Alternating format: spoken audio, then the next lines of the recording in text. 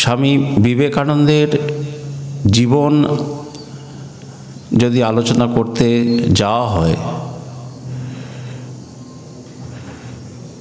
এটা হচ্ছে আকাশ, সেই আকাশের মতো সুবিশাল, আবার সমুদ্র তার মতো সুগভীর। এর যে কোথায় শুরু করা হবে আর কোথায় শেষ করা হবে এ কিছু খুঁজে পাওয়া যায় না। কিন্তু ঠাকুর বলেছেন যে মেজরির রুটি সেটা যদি আমরা আর করে খাই আর সিধে করে খাই তাহলে কিন্তু মিষ্টি লাগবে। এই সব মহাপুরুষের জীবনের যে কোনো অংশ যদি আমরা চিন্তা করি, যদি আমরা আলোচনা করি, যদি আমরা পড়ি, যদি আমরা ভাবি, সব জায়গায় ভালো লাগবে, মিষ্টি লাগবে, লীলা আস্বাদন করতে ভালো লাগবে। তো প্রতিবার যেরকম সাজানো হয় এবারও সেরকম সাজিয়ে নেওয়া হয়েছে, যে স্বামীজির জীবনের আজকের যে স্মৃতি আলোচনা হবে, সেই জীবনের স্মৃতি আলোচনার বাল্যকালের পর আমরা চলে যাব যে গুরু ভাইরা, ঠাকুরের সন্তানরা, গুরু ভাইরা যে ছিলেন, তাদের সঙ্গে স্বামীজি যেভাবে মিশেছেন, তারা স্বামীজিকে যেভাবে দেখেছেন তার কিছু স্মৃতি, তারপরের অংশে পাশ্চাত্যে যে উনি গিয়েছিলেন সেখানকার কিছু স্মৃতি, তারপরে এদেশে আরও অন্যান্য যে মানুষ ভক্ত তাদের স্মৃতি, এবং শেষে মহাপ্রয়াণ। এই নিয়েই আমরা আজকের আলোচনার মধ্যে সীমাবদ্ধ থাকব। তা শুরু সেই জন্ম থেকেই, বাল্যকাল থেকে আমরা শুরু করছি। 1863 খ্রিস্টাব্দ 12ই জানুয়ারি সোমবার, সকাল 6:49, আর বঙ্গাব্দে 1269, 19শে পৌষ সংক্রান্তি, কৃষ্ণ সপ্তমী তিথি। আমাদের তিথি অনুযায়ী এই জন্ম আবির্ভাব দিবস, জন্মতিথি পালন করা হয়। সেজন্য আজকের যে তিথি কৃষ্ণ সপ্তমী তিথি, এই তিথিতেই স্বামীজির আবির্ভাব হয়েছিল। কলকাতার যে সিমলা, সেই সিমলায় বাবা ছিলেন পিতা বিশ্বনাথ দত্ত, অ্যাটর্নির কাজ করতেন। তার সঙ্গে তিনি রান্নাতেও পটু ছিলেন। আর দেশ ভ্রমণ, এই দেশ ভ্রমণটা তার একটা শখের ছিল। আর ছিলেন মাতা ভুবনেশ্বরী দেবী, বুদ্ধিমতী, কার্যকুশলা ও সুরূপা ছিলেন। স্বামীজির যে দাদু দুর্গাচরণ দত্ত, অল্প বয়সেই উনি সংসার ত্যাগ করেন, সন্ন্যাসী হয়ে যান, স্ত্রী এবং একমাত্র পুত্র বিশ্বনাথ দত্তকে রেখে। বিশ্বনাথ দত্ত নিজের চেষ্টায় বড় হয়েছেন এবং অ্যাটর্নির কাজ করাতে, আইনের ব্যবসায় প্রচুর অর্থ উপার্জন করেছেন। আমরা দেখেছি তিনি অর্থ উপার্জন যেমন করেছেন, তেমনি অকাতরে সেই অর্থ ব্যয়ও করে গেছেন। এরপরে নামকরণ, যে স্বামীজির আগে 4 দিদি পুত্র সন্তানের মুখ দেখার জন্য ভুবনেশ্বরী দেবী কাশী বিশ্বনাথের ওখানে যে আত্মীয় ছিলেন সেখানে কাশী বিশ্বনাথের নিত্য পূজার ব্যবস্থা করলেন, নিজ বাড়িতে শিবের আরাধনা করলেন এবং স্বপ্নে দেখলেন দেবাদিদেব রজত গিরিনেব বড় বপু শঙ্কর পুত্ররূপে তাহার সম্মুখে উপস্থিত, স্বপ্নে দেখছেন। আর এই কাশী বিশ্বনাথ এর যে আশীর্বাদ, সেই হিসাবে যে জন্ম, সেই জন্যে নাম দেওয়া হয়েছিল বীরেশ্বর। আর যখন অন্নপ্রাশন হয় তখন নাম দেওয়া হয় নরেন্দ্রনাথ, আর ক্ষুদ্র নাম ছিল বিলে। এখন আমরা স্বামীজির যে শৈশব, সেই শৈশবের স্বামীজির ব্যক্তিত্বের বিভিন্ন দিক নিয়ে আমরা এখন আলোকপাত করব। স্বামীজি স্বভাবে খুব রাগী ছিলেন, বাড়িতে হইচই করতেন, খুব রেগে যেতেন, ক্রোধ, যে এত ক্রোধ মা তাকে সামলাতে পারতেন না। তো মা একটা উপায় নির্ণয় করেছিলেন। সেই উপায়টা হচ্ছে শিব শিব করে যখন তার মাথায় জল ঢেলে দেওয়া হতো তখন তিনি শান্ত হয়ে যেতেন। আর বললেন যে শিবের কাছে আমি বর চেয়েছিলাম যে একটা পুত্র সন্তানের জন্য, তো শিব একটা ভূত পাঠিয়ে দিয়েছেন।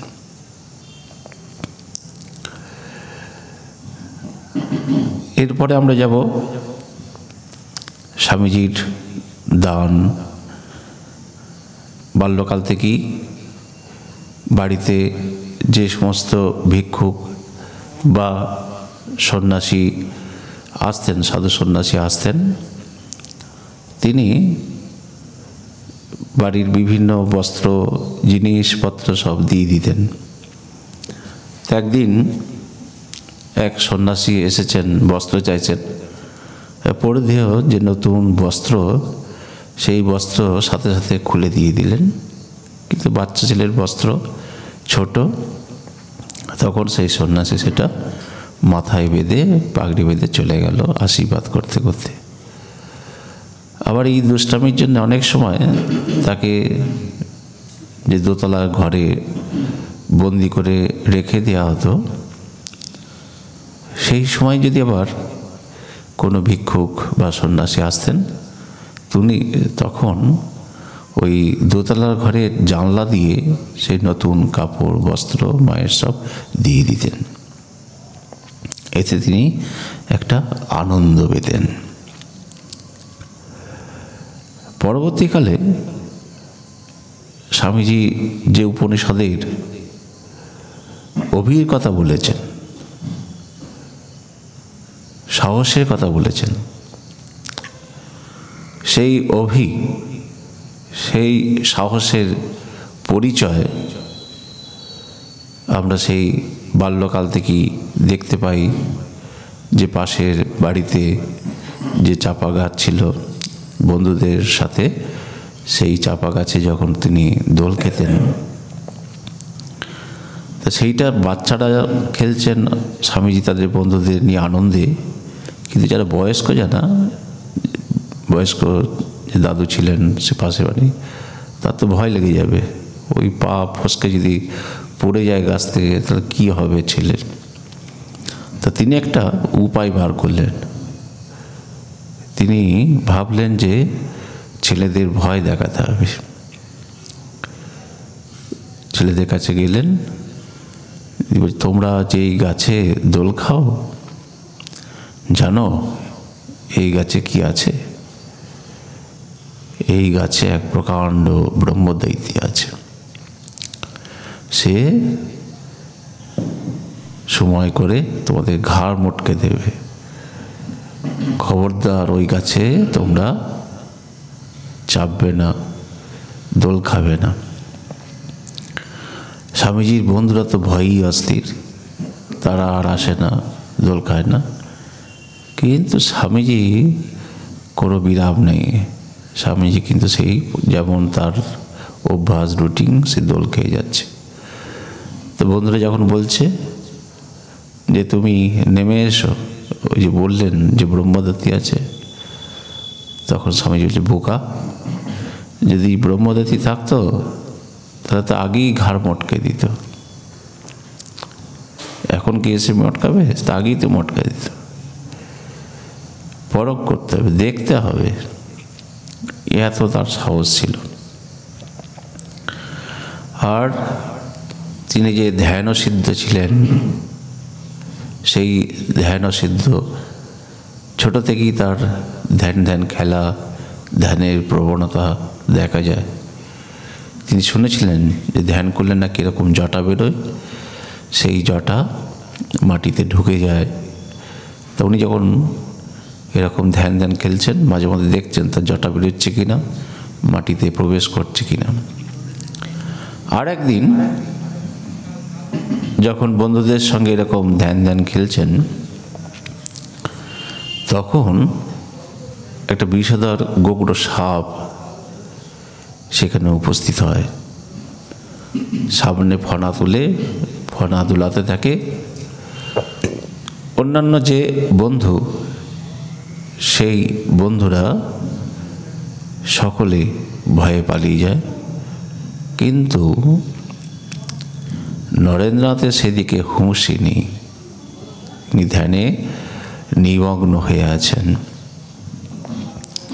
এমনই নিমগ্ন যে বন্ধুরা যে ডাকছে যে চলে আয়, সে শুনতে পাচ্ছে না।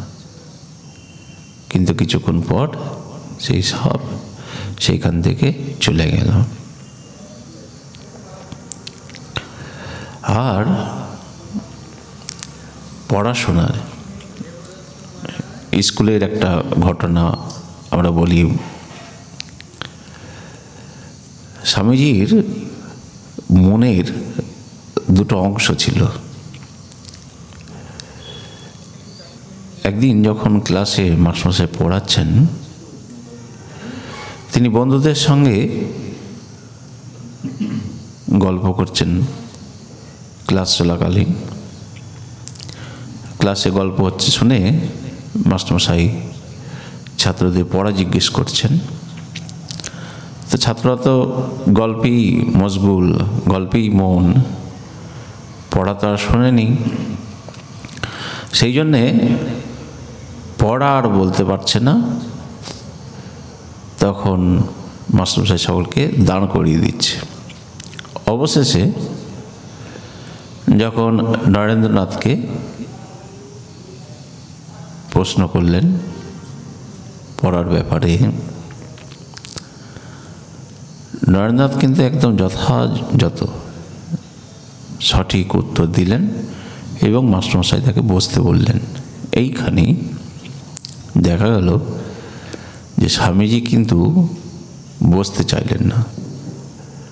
অকপটে তিনি মাস্টারমশাইয়ের কাছে স্বীকার করলেন যে যে দোষে ছেলেদের দাঁড় করিয়ে দেওয়া হয়েছে, সেই দোষে আমি দুষ্ট। আমিও কথা বলেছি, আমিও গল্প করেছি। এই বন্ধুদের প্রতি প্রীতি, এই সত্যনিষ্ঠা ছোট থেকেই তার মধ্যে লক্ষ্য করা যায়। আর জাতির মধ্যে এখন যেমন অনেক মেলামেশা, ভেদাভেদ ঘুচে গেছে, সেই সময় কিন্তু এতটা লিবারেল ছিল না। বাবা অ্যাটর্নির কাজ করাতে, আইনের কাজ করাতে অনেক মক্কেল ক্লায়েন্ট সব আসতো বাবার কাছে। সেই জন্য বিভিন্ন জাতির আলাদা আলাদা করে সব হুঁকো রাখা থাকতো, তামাক রাখা থাকতো হুঁকো। তো স্বামীজি এরকম একদিন সব হুঁকোগুলো টানছেন। স্বামীজির বাবা দেখে তো অবাক, যে সব হুঁকোগুলো টানছে, কী ব্যাপার। তখন জিজ্ঞেস করলেন, কি হে নরেন্দ্রনাথ, তুমি কি করছো? তখন স্বামীজি উত্তর দিচ্ছেন, দেখছি কিভাবে জাত যায়। পরখ করে দেখছেন প্রত্যেকটা আলাদা করে করে খেয়ে জাতটা কীভাবে যায়। এই শুনে স্বামীজির বাবা হেসে চলে গেলেন। আমরা এখন স্বামীজির শিক্ষা সেটা একটু আলোচনা করি। আমাদের যে মূল প্রসঙ্গ গুরু ভাইদের, সেখানে চলে যাব। বাল্যকালের এইগুলোই মোটামুটি স্মৃতি রোমন্থন হলো। 6 বছর বয়সে উনি শিক্ষা শুরু করেন। তখন পাঠশালা ছিল, তো পাঠশালায় উনি যখন গেছেন, পাঠশালায় গিয়ে যে অভিধান বহির্ভূত এত শব্দ উনি ওখানে শিখতে আরম্ভ করলেন যে বাবা আর পাঠশালায় পাঠালেন না, গৃহে রেখে, মাস্টারমশাই রেখে তাকে পড়াবার ব্যবস্থা শুরু করলেন। আর পড়াশোনার একটা অভিনব পদ্ধতি, যে মাস্টারমশাই পড়ে যাচ্ছেন আর উনি শুয়ে সেগুলো শুনছেন, শুনেই সেগুলো তার পড়া তৈরি হয়ে যাচ্ছে। আর রামচন্দ্র দত্ত মহাশয়ের পিতা সেই সময় ওনাদের বাড়িতে থাকতেন, বিশ্বনাথ দত্তের বাড়িতে থাকতেন। মুগ্ধবোধ ব্যাকরণের কিয়দংশ তা তিনি জানতেন যে ছোটোবেলায় যদি এগুলো পড়ানো হয় তাহলে এগুলো মনে থাকে। রাত্রে যখন পাশে শুতেন সেগুলো একটু একটু একটু করে সব পড়িয়ে দিয়েছিলেন। আর 1879 খ্রিস্টাব্দে মেট্রোপলিটন স্কুল থেকে প্রথম বিভাগে পাস করেন। আর 1881 খ্রিস্টাব্দে কটিস চার্চ কলেজ, এখন যেটা, FA পাস করেন। আর 1884 খ্রিস্টাব্দে BA পাস করেন। আর ওখানে যে প্রফেসর ছিলেন উইলিয়াম হেস্টির, তার কাছ থেকেই নরেন্দ্রনাথ ঠাকুরের কথা প্রথম শ্রবণ করেছিলেন। এরপরে ঠাকুরের সঙ্গে নরেন্দ্রনাথের সাক্ষাৎ সুরেন্দ্রনাথ মিত্রের বাড়িতে হয়েছিল 1881 খ্রিস্টাব্দে নভেম্বর মাসে। সেখানেই প্রথম সাক্ষাৎ হয়। তারপরে ঠাকুরের সাথে নরেন্দ্রনাথের যে প্রথম যে দর্শন, তিনি চিনতে পেরেছিলেন ইনি কে, কোথা থেকে এসেছেন, তার কি কাজ, এবং পরবর্তীকালে স্বামীজিকে তৈরি করছেন, নিজে হাতে তৈরি করছেন। কাশীপুরে স্বামীজির যে ঠাকুরের যে অন্তিম যে সময়, সেই অন্তিম সময়ে তিনি স্বামীজিকে ঘরের মধ্যে রেখে উপদেশ দিচ্ছেন, তৈরি করছেন। ভাবি কালের যে তার ধর্ম সংস্থাপন করবেন, তার সেই ঠিকভাবে তৈরি করছেন। এর পরবর্তীকালে কিছু ঘটনা নিয়ে আমাদের আজকের আলোচনা।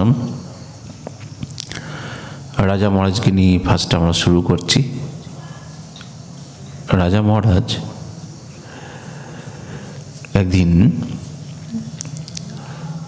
মঠে রয়েছেন। স্বামীজির শিষ্য শরৎচন্দ্র চক্রবর্তী,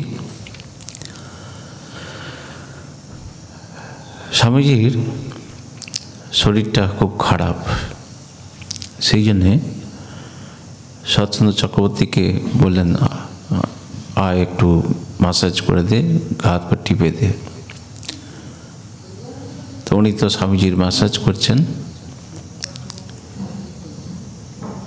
কিছুক্ষণ পর স্বামীজি বলছে, তো কর্ম না, যা তুই রাজাকে ডেকে দে। রাজা মানে হচ্ছে রাজা মহারাজ, স্বামী ব্রহ্মানন্দজি মহারাজ ঠাকুরের মানসপুত্র,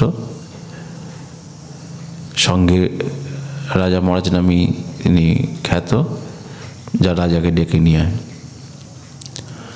রাজা মহারাজ ঘরে ছিলেন, ঘর বন্ধ ছিল, কিন্তু তখনও তিনি বিশ্রামে যাননি। শরৎচন্দ্র চক্রবর্তী তখন বাইরে থেকে তাকে টোকা দিলেন, শব্দ করলেন দরজায়, এসে কারণ জিজ্ঞেস করলেন। তো যখন বললেন স্বামীজি এরকম বলছেন, রাজা মহারাজ তখন তার যে ফতুয়া, সেই ফতুয়াটা গলিয়ে মালকোচা বেঁধে স্বামীজির ঘরে গেলেন।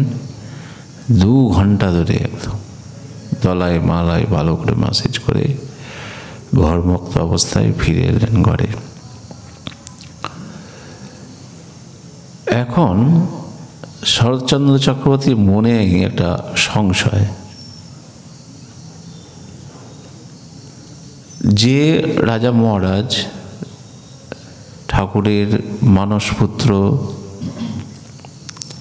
স্বামীজির গুরু ভাই, স্বামীজি এরকম শ্রদ্ধা করেন, স্বামীজিও শ্রদ্ধা করেন, তা আজকে স্বামীজি তাকে দিয়ে ম্যাসাজ করাচ্ছেন। এই মনে যে সংশয়, তিনি আবার রাজা মহারাজের ঘরে গেছেন। রাজা মহারাজকে আবার দরজায় টোকা, রাজা মহারাজ আবার খুললেন, আবার কারণ জিজ্ঞেস করলেন, কি ব্যাপার? তখন তিনি বলছেন যে আমার মনে একটা সংশয়, যে আপনি ঠাকুরের মানসপুত্র, স্বামীজির গুরু ভাই, স্বামীজি আপনাকে এত শ্রদ্ধা করেন, কিন্তু আজকে স্বামীজি আপনাকে দিয়ে ম্যাসাজ করালেন। এটা শুনেই রাজা মহারাজ সাথে সাথে জিভ কাটছেন। বলিস কি রে, স্বয়ং শিব। এই হচ্ছে দৃষ্টিভঙ্গি। স্বামীজি স্বয়ং শিব, তার সেবা করে আমরা ধন্য। আর একদিন রাজা মহারাজেরই এক শিষ্য এরকম ঠাকুর ঘরে যাচ্ছেন। তো রাজা মহারাজ ভোরবেলায় এরকম বলছেন যে একটু তামাক সেজে নিয়ে আয়। তা সে আবার মুখের উপরই জবাব দিল, না এখন আমি মন্দিরে যাচ্ছি, এখন পারবো না। আর স্বামীজি সেই সময় নামছিলেন, উনি শুনলেন, শুনে সেই রাজা মহারাজের শিষ্যকে ডেকে বলছে, হতভাগা, এই রাজাকে এক ছিলিম তামাক সেজে দিবি, সেটা তুই পারবি না বলছিস? রাজাকে এক ছিলিম তামাক সেজে দিলে 1,00,000 জপের সমান হবে। কীরকম পরস্পরের প্রতি শ্রদ্ধা। যে রাজা মহারাজ তামাক খেতে চাইছেন, তুই তামাক সাজবি না বলছিস? এটা যদি সাজিস, রাজা মহারাজকে যদি এক ছিলিম তামাক খাওয়াস, তোর 1,00,000 জপের সমান হবে। আর স্বামী অচলানন্দ স্বামীজির শিষ্য একদিন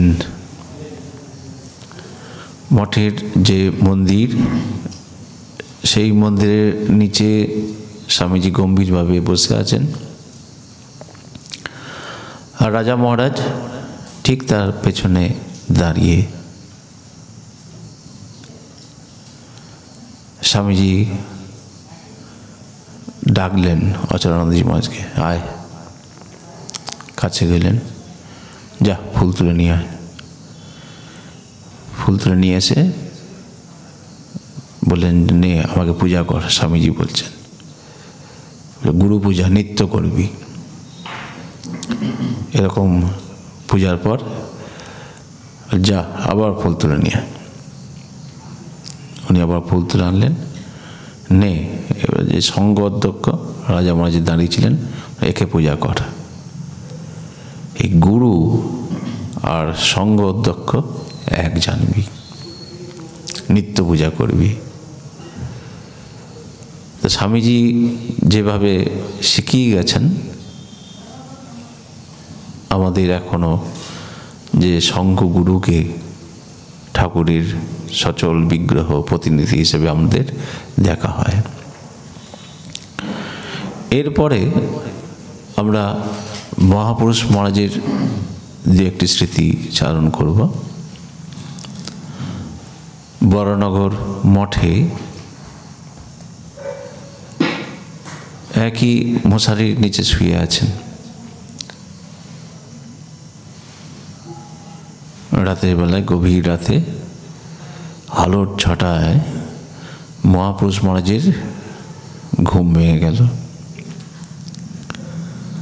উনি দেখছেন যে মশারির চারিপাশে ছোট ছোট শিবলিঙ্গ ত্রিশূল হাতে ধ্যানস্থ হয়ে বসে আছে, আর সেখান থেকে শিবলিঙ্গ থেকে, ত্রিশূল থেকে জ্যোতি বেরোচ্ছে। তো প্রথমে ভাবলেন যে মনের খেয়াল, আবার শুলেন, শুয়ে আবার ঘুমিয়ে গিয়ে আবার দেখছেন সে একই, তখনও সেই ধ্যানস্থ হয়ে বসে আছে, সেই জ্যোতি বেরোচ্ছে। স্বামীজিকে ডাকছেন, স্বামীজিকে ডেকে তুলে বলছেন, স্বামীজি দেখো কি অবস্থা। স্বামীজি সব শুনে পাশ ফিরে শুয়ে বলেন, তুই পাশ ফিরে শুয়ে পড়। সকালবেলায় কিন্তু মহাপুরুষ মহারাজ ছাড়েননি, যেটা কি ব্যাপারটা। তো ওরা বলছেন যে বটুক ভৈরব, সেই বটুক ভৈরব ওরা আর কেউ নয়, বটুক ভৈরব ছেলেবেলা থেকে ওরা এইভাবে আমাকে রক্ষা করে আসছে।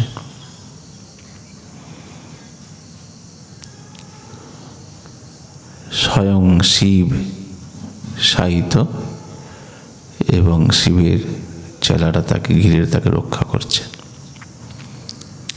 শিবের নিত্য, স্বামীজির নিত্য ব্যাপার। তিনি এসে কি বিচলিত হচ্ছেন না, কিন্তু মহাপুরুষ মহারাজ বিচলিত হয়ে পড়ছেন। আর একটা মঠের, বেলুর মঠের ঘটনা। বেলুর মঠে স্বামীজি নিয়ম করেছেন যে 4টার সময় ঘুম থেকে সবাইকে, সাধু ব্রহ্মচারীদের উঠে মন্দিরে আসতে হবে। ঘন্টা বাজার 5 মিনিটের মধ্যেই আসতে হবে। যদি দেরি হয় বা আসতে না পারে, তাকে ভিক্ষা করে সেদিন খেতে হবে। মঠ থেকে সেদিন তাকে তখন কোনো খাবার দেওয়া হবে না। তো একদিনের ঘটনা,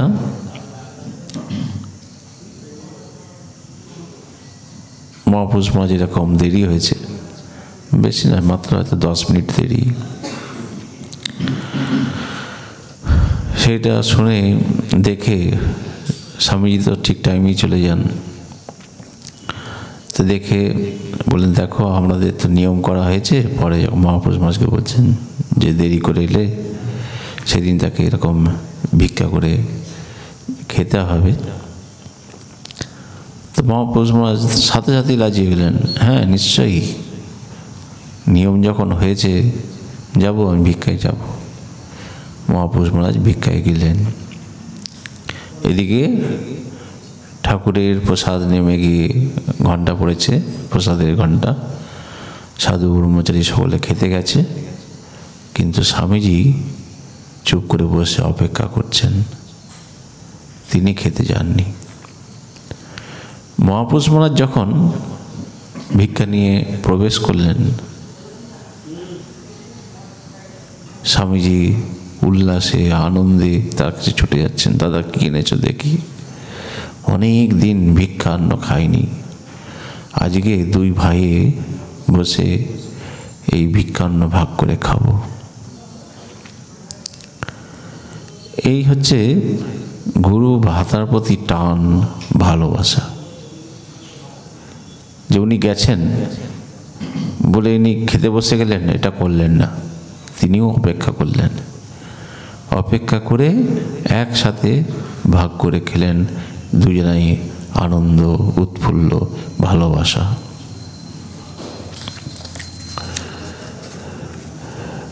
স্বামী বিজ্ঞানানন্দজি মহারাজের যে একটি ঘটনা, তপস্যার কাজ বাঁধানো চলছে, তখন গ্রীষ্মকাল, স্বামীজির শরীর অসুস্থ, সেই জন্য ডাক্তারে বলেছেন যে দুধে বরফ দিয়ে সেই দুধ পান করানোর জন্যে। তো এরকম একদিন কাজ দেখছেন, বিজ্ঞানজি ঘেমে নিয়ে আছেন, আর স্বামীজি উপরে দুধ পান করে যে খালি গ্লাস, সেখানে 1 ফোঁটা কি 2 ফোঁটা দুধ ছিল, যা পেশেন্টকে দিয়ে আয়। উনি আদর করে পেশেন্ট বলে ডাকতেন। তো যখন স্বামীজির আদেশ, যেতেই হবে, গিয়ে দিয়েছে, যে স্বামীজি পাঠালেন আপনাকে এই দুধ পান করার জন্যে।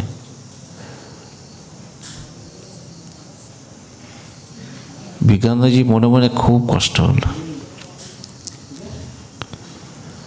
যে এই কাজের সময় এত ঘেমে, এত কষ্ট, এখনো স্বামীজি এই অবস্থায় এরকম ঠাট্টা করছেন।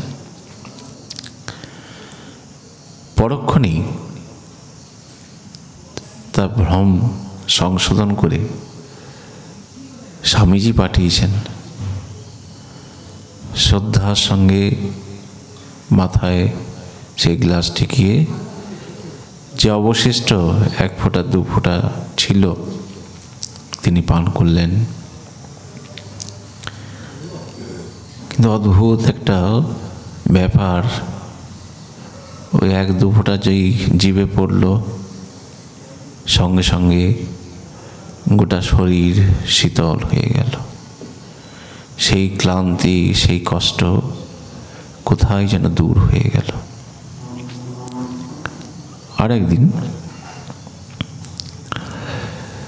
মাকে, শ্রী শ্রী মাকে প্রণাম করার ব্যাপারে মায়ের কাছে উনি বেশি যেতেন না ভয়েতে। তা স্বামীজি এটা কিভাবে জানতে পারে, তখন বড়রাম মন্দিরে আছেন শ্রী শ্রী মা। স্বামীজি বলছেন, আরে মাকে প্রণাম করেছিস? না মশাই, প্রণাম করা হয়নি। যা, শিগগিরি যা, মাকে গিয়ে প্রণাম কর। তো উনি ভাবছেন যে যাবো আর একটা ঢিপ করে প্রণাম করে উঠে চলে আসবো। এরকম গেছেন মায়ের কাছে, মায়ের কাছে গিয়ে কোনো রকম একটা প্রণাম করেই উঠছেন, আর পেছনে স্বামীজি দাঁড়িয়েছিলেন। প্রেষণ, মাকে কি এইভাবে প্রণাম করতে হয়? সাষ্টাঙ্গ হয়ে প্রণাম করো। সাথে সাথেই স্বামীজি সাষ্টাঙ্গ হয়ে প্রণাম করে দেখালেন, এইভাবে প্রণাম করো মাকে। মায়ের প্রতি এমনই শ্রদ্ধা, ভক্তি স্বামীজির। আর একদিন বেলুড় মঠে পাশে ঘরেই ছিলেন বিজ্ঞান মহারাজ। গভীর রাতে দেখছেন স্বামীজি কাঁদছেন।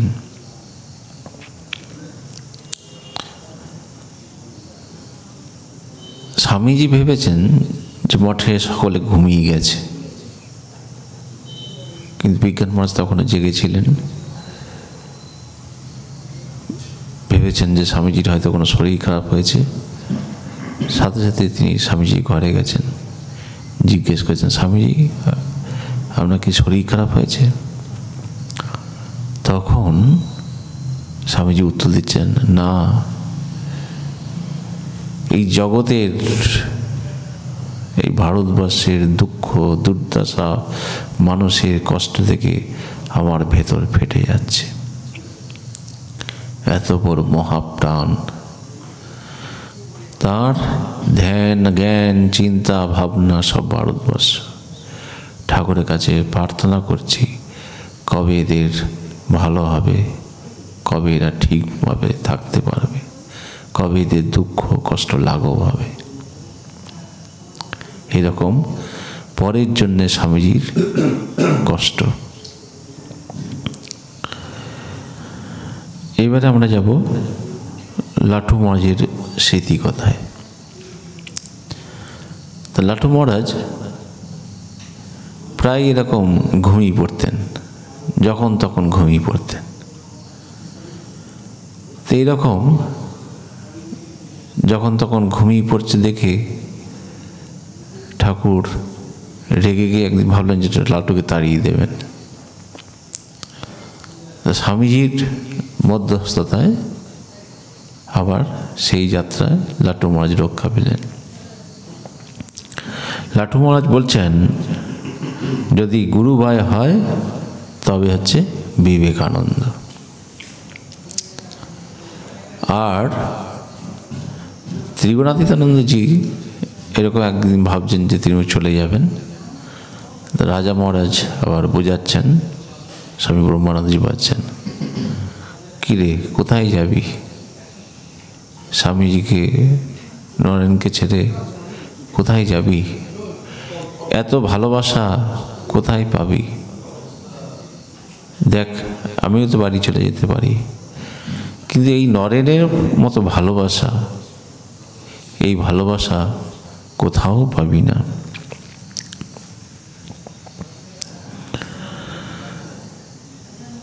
লাটু মহারাজ আরেকটা ঘটনা, সেটা হচ্ছে রামকৃষ্ণপুরে নবগোপাল বাবুর বাড়িতে যখন ঠাকুরের মূর্তি প্রতিষ্ঠা, দুটা নৌকা করে স্বামীজি আরও গুরু ভাই সকলে যাচ্ছেন দুটো নৌকা ভাড়া করে।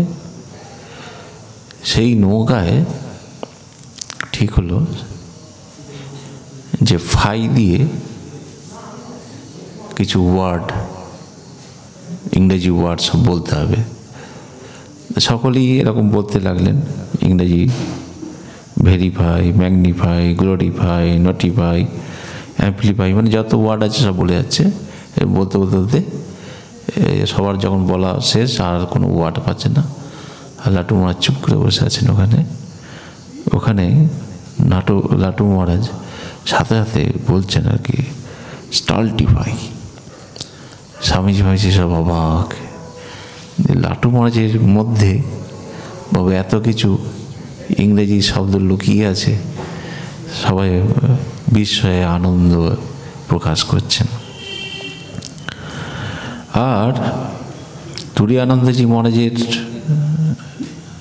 কাছ থেকে শুনতে পাই, তুরীয়ানন্দজি মহারাজ সন্ন্যাসীদের একদিন খাওয়ার প্রসঙ্গে যে নিরামিষ খাওয়াবে না, তখন ঠাকুর আছেন বসে, ঠাকুর সব শুনছেন আর কি। তার সামনেই হচ্ছে যে সন্ন্যাসীদের কী খাওয়া উচিত। তিনটে দলে ভাগ হয়েছে। একটা দল বলছে যে নিরামিষ খাওয়া, কেউ বলছে নিরামিষ তো খাওয়া ঠিকই, তার সাথে হবিষণ্য, ফল, দুধ এইসব। আর একটা দল কেন, বাড়িতে যেরকম মাছ ভাত তরকারি এমনকি মাংসও খাওয়া যেতে পারে। তো নরেন এরকম পাশেই ছিলেন। হরিভাই বলছেন, মানে তুরীয়ানন্দজি বলছেন যে, নরেন তুমি কি বলো? নরেন এই আলোচনার মধ্যে যোগদান করেননি, উনি অন্যমনস্ক হয়ে বসেছিলেন। শুনে বলেন যে যদিচ্ছা। ঠাকুর বলছেন যে এটা ওর ক্ষেত্রে, এটা তোদের ক্ষেত্রে নয়।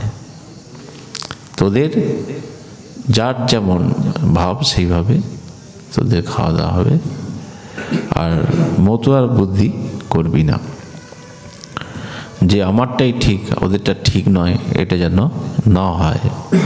ঠাকুর ওখানে সংশোধন করে বলছেন যে ওটা ওর জন্য, তোদের জন্য নয়, তোরা তোদের রুচি অনুসারে মানবি।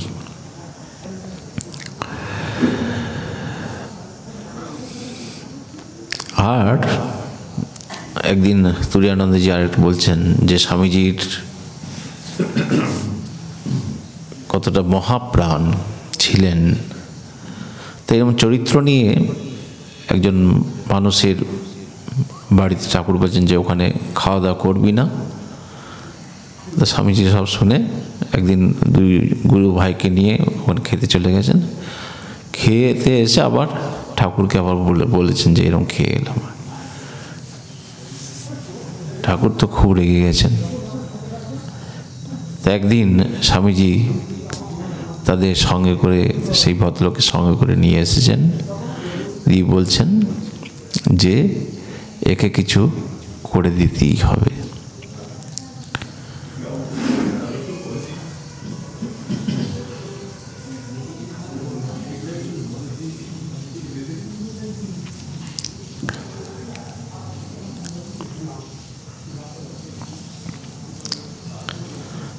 তখন তুরীয়ানন্দজি মহারাজ বলছেন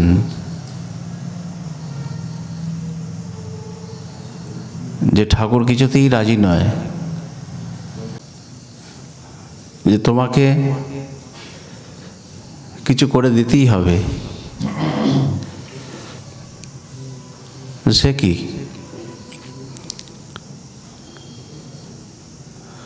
এই লোকটা আমি জানি এর কিচ্ছু হবে না।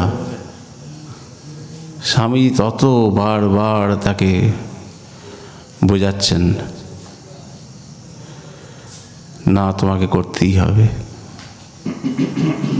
তখন ঠাকুর নিরুপায় বলে ঠিক আছে যা, এর মৃত্যুকালে শেষ সময় হবে।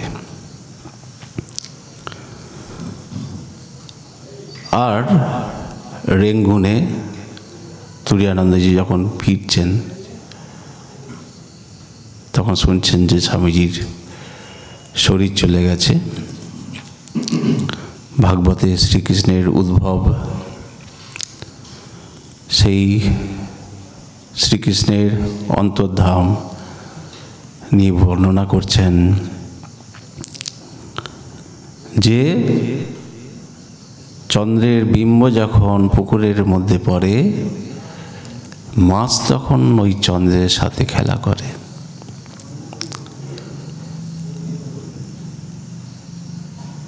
মনে করে যে কত আপনার, কিন্তু যখন সূর্য ওঠে চন্দ্র চলে যায় তখন ভাবে কত দূরের। স্বামীজি এসেছিলেন এই এখানে লীলা করতে, মিশেছেন, গল্প করেছেন, কিন্তু স্বামীজি চলে যাওয়ার পর তিনি ভাবছেন তিনি কত দূরের মানুষ। তখন যদি আরও সঙ্গ করতাম, আরও মিশতাম, কত ভালোই না হতো। ভগিনী দেবমাতা তিনি একটা পশ্চিমে যখন পাশ্চাত্যে যখন ছিলেন স্বামীজি, সেই স্বামী যখন পাশ্চাত্যে রয়েছেন, একটা ড্রয়িং রুম, সেই রুমে স্বামীজি পায়চারি করছেন। একটা আয়না, নিচে থেকে একদম উপর পর্যন্ত রাখা সেই আয়না, সেই আয়নায় সামনে স্বামীজি পায়চারি করছেন। পায়চারি করতে করতে স্বামীজি যখন আয়নার সামনে গিয়ে দাঁড়াচ্ছেন, আবার ফিরে আসছেন, আবার ঝুঁকে গিয়ে আয়নার সামনে গিয়ে দাঁড়াচ্ছেন, দেবমাতাটা পাশ থেকে দেখছেন। উনি ভাবছেন যে স্বামীজি সম্পর্কে যে আমার একটা ভাব ছিল, আজ বুঝি সেই ভাব অন্যরকম। দেখছেন তো মনের যে অবস্থা, সেই মনের অবস্থা নিয়ে আমরা বিচার করি। স্বামীজিকে সামনে আয়নার সামনে দেখছেন বাহ্যিক দৃষ্টিতে, কিন্তু স্বামীজি এই সময় ভুলটা ভাঙিয়ে দিলেন। দেখো, আমি আয়নার সামনে যখন দাঁড়াচ্ছি আর যখন ফিরে আসি, আমার অবয়ব আমি দেখতে পাচ্ছি না, ভুলে যাচ্ছি। আবার গিয়ে যখন দেখছি মনে পড়ছে, আবার যখন ফিরে আসছি তখন নিজেকে হারিয়ে ফেলছি, নিজের মূর্তি খুঁজে পাচ্ছি না। কি সাংঘাতিক ঘটনা। আর একবার হয়েছিল, স্বামীজি এরকম লেকচার দিচ্ছেন আত্মার সম্পর্কে। উনি বলছেন যে আত্মার জন্ম নেই, মৃত্যু নেই, যারা আত্মা প্রতিষ্ঠিত তাদের এরকম ভয় বলে কিছু নেই।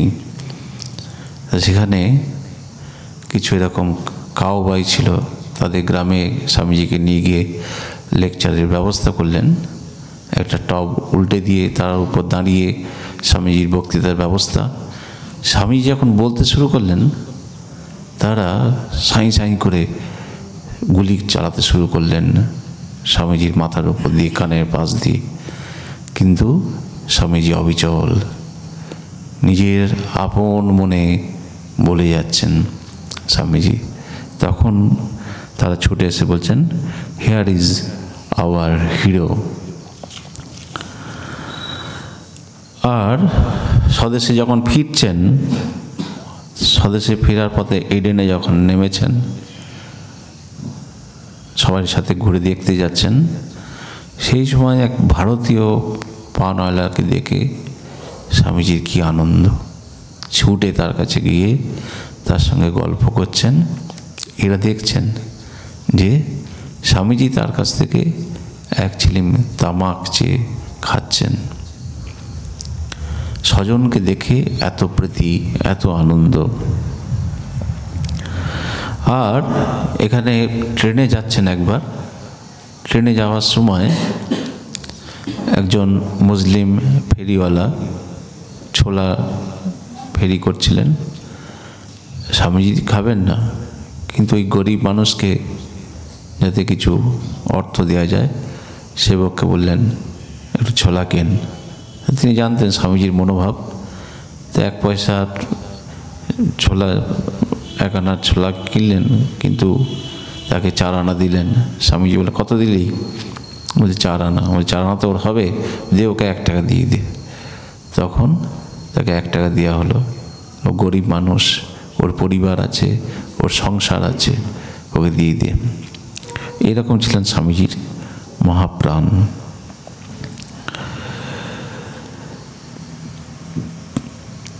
আর গুপ্ত মহারাজ স্বামী সদানন্দজি, স্বামীজির চেলা, এরকম পরিব্রাজকে হাঁটছেন পাহাড়ের চড়াই উদড়ায়। তখন গুপ্ত মহারাজ নামে খ্যাত সদানন্দজির অত ক্ষমতা নেই, যে পাহাড়ে চলার অভ্যাস নেই, এরকম হাঁপিয়েই যাচ্ছেন। যে ভারী বুট জুতো, সেটা একটা বোঝার মতো লাগছে, সেটা খুলে তিনি মাথায় করে পুঁটলিতে মাথার মধ্যে নিয়ে হাঁটতে লাগলেন। কিছুক্ষণ চলার পর সেই পুঁটলিটা তার কাছে যেন একটা অসহ্য লাগছে। স্বামীজি দেখলেন যে ক্লান্ত হয়ে গেছে, হাঁটতে পারছেন না। স্বামীজি সেই সময় তার যে পুঁটলি, সেটা মাথায় করে নিয়ে যেতে লাগলেন। তিনি বলছেন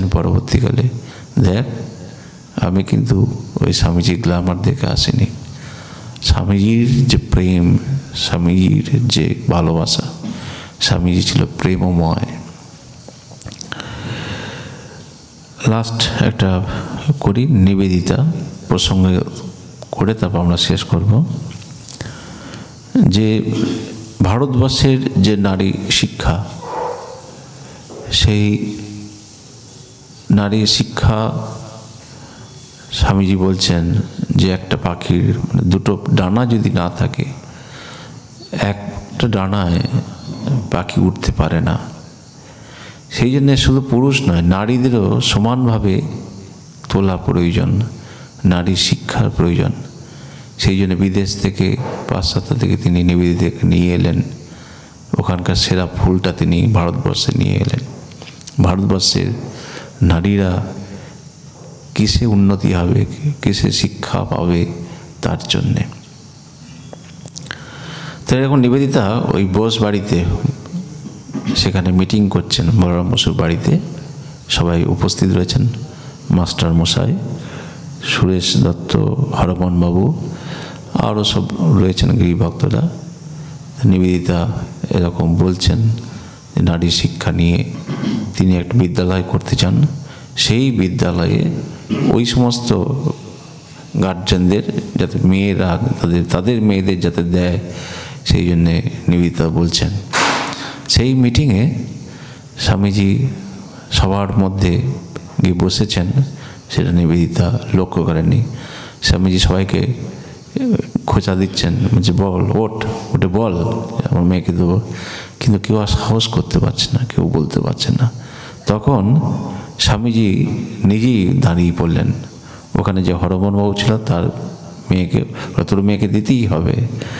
বলছেন Swamiji, well miss Noble, this gentleman offers his girl to you. তো হঠাৎ করে এরকম স্বামীজির গলা শুনে নিবেদিতা তো অবাক, তারপরই আনন্দের এমনই প্রকাশ, হাততালি দিতে লাগলেন, শেষে নাচতে লাগলেন। আজকের এই ক্ষুদ্র স্মৃতি দিয়ে আজকের এই আলোচনা এখানে শেষ করছি। তার আগে যেটা বলেছিলাম মহাপ্রাণ নিয়ে একটু, তারপরে আমরা শেষ করে দেবো। লাস্টে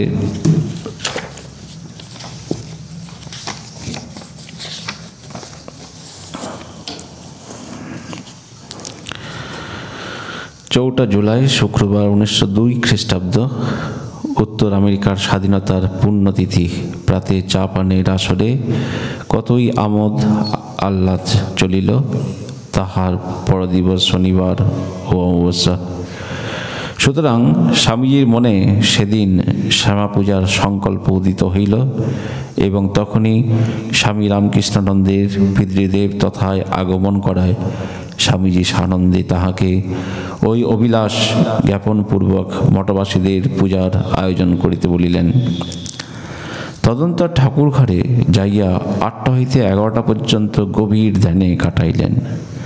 তথা হইতে স্বামীজির অবতরণকালে স্বামী প্রেমানন্দ তাহার অস্ফুট বাণী শুনিলেন।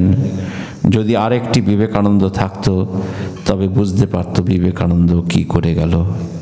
কালে কিন্তু এমন শত শত বিবেকানন্দ জন্মাবে। অতঃপর তিনি শুক্ল যজুর্বেদ অংশবিশেষ ভাষ্য সহকারে স্বামী শুদ্ধানন্দকে পড়াইলেন। আহারান্তে বিশ্রামের পর পুনর্বার ব্রহ্মচারীদের গৃহে যাইয়া সংস্কৃত পাঠে যোগ দিলেন। বৈকালে স্বামী প্রেমানন্দের সহিত বেলুড়ের বাজার পর্যন্ত বেড়াইয়া আসিলেন এবং জানাইলেন যে তাহার শরীরের অবস্থা উত্তম। ওই ভ্রমণকালে একটি বেদ বিদ্যালয় স্থাপনের আগ্রহ প্রকাশ করিলেন এবং ওই বিষয়ে প্রেমানন্দের সহিত সুদীর্ঘ আলোচনা করিলেন। পরে সন্ধ্যায় মঠে প্রত্যাগমনপূর্বক সকলের কুশল সংবাদ জিজ্ঞাসান্তে নিজ কক্ষে প্রবেশ করিলেন এবং সেবকের নিকট হইতে মালা চাহিয়া লইয়া তাহাকে বাহিরে যাইতে বলিলেন। পরে ভাগীরথী মাতাকে ভাগীরথী মাতার দিকে মুখ ফিরাইয়া ধ্যানে মগ্ন হইলেন। 1 ঘণ্টা অতীত হইলে তিনি সেবককে ডাকিয়া বাতায়নগুলি খুলিয়া পা টিপিতে ও হাওয়া করিতে বলিলেন। এইভাবে 8 ঘণ্টা অতীত হইলে তিনি দীর্ঘ নিঃশ্বাস ত্যাগ করিলেন। 1 মিনিট পরে আবার ওইরূপ নিঃশ্বাস পড়িল। তারপর তিনি ক্লান্ত শিশুর ন্যায় জগৎ জননীর করে চির সমাধিতে নিমগ্ন হইলেন। স্বামী প্রেমানন্দ প্রভৃতি সকলে আসিয়া দেখিলেন তাহার মুখমণ্ডল জ্যোতির্ময় ও বিস্ফারিত নেত্রদয়ে তেজপূর্ণ। ওম শান্তি শান্তি শান্তি। হরি ওম তৎসৎ। শ্রীরামকৃষ্ণার্পণমস্তু।